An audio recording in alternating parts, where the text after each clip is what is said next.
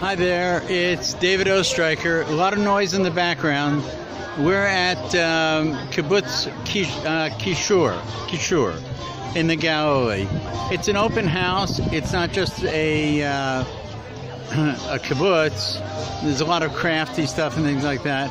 But there's also a lot of very, very fine wines, delicious tasting kosher wines, grown right here in the hills of the Galilee. People are having a great time. It's Pasha BeHukotai, and it's associated with the curses that will come to Israel sometime in the future. We celebrate them because it's just before the holiday of Shavuot, 2 weeks before, and we say the curses should stay with the old year, and as we move forward into the next period of the calendar, curses will be left behind. You're seeing people, families, visitors, really enjoying the produce of the land of Eretz Yisrael. Moshe Yitzchak, my son, has come to join us from Canada, and then we ran into a fellow named Evan who said, you know, tomorrow we're having an open house at the winery, come by. So I thought, well, let's do that. So that's what we decided to do. And it's an absolutely lovely outing. But it's a very strange feeling because you don't sense the curses, you sense all the bounty.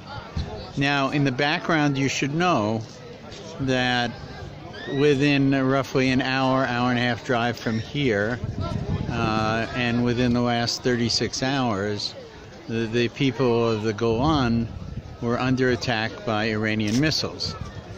However, we live in a country of miracles, and somewhere between 20 and 40 of these missiles, highly accurate, state-of-the-art Iranian missiles, were fired at the Golan. Apparently, 16 of them seem to have somehow swerved off course or misfired, or it's very hard to explain. But as I said, we live in a time of miracles, and somehow the hand of nature, of God, of ineptitude on the part of our enemies.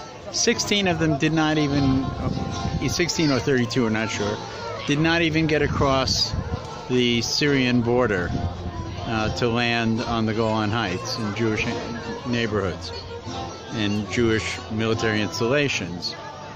And 4 of them, which seem to have come close to our border, were shot down by the Kippah Barzel, the Iron Dome, the Iron Kippah. So life has gone on as though virtually nothing happened. You know, people are sitting there, coffee shops here, you know, people are enjoying the wine and the cheese, the fruits of the land of Israel. How can we live so much in the shadow of such a curse, of such a danger, and yet live our lives as though it's all sunshine? Well, it isn't that. We're very, very thankful to the IDF, to their skills, to their alertness, to the development, to their protection. We're very, very alert to the power of our enemies as well. But more than any of it, I think we're alert to the fact that we live in the hand of God, in the palm of God itself. And this is a good reason that we should be protected. We should at the same time recognize we're protected, not just because we're nice folks, but because there is a mission for every one of us to fulfill. And that is the covenant. God will give us the ways and means to fulfill the mission. And on our side, we will act to fulfill it. I want to wish you all a great Shabbos. Next week will be Shavuot, the holiday of Shavuot, often associated with Matan Torah and always associated with the harvest season here and the cutting of the wheat. You should have a great Shabbos. Shabbat Shalom, a peaceful Shabbos. Hashem should continue to bless and protect those who bless and protect us.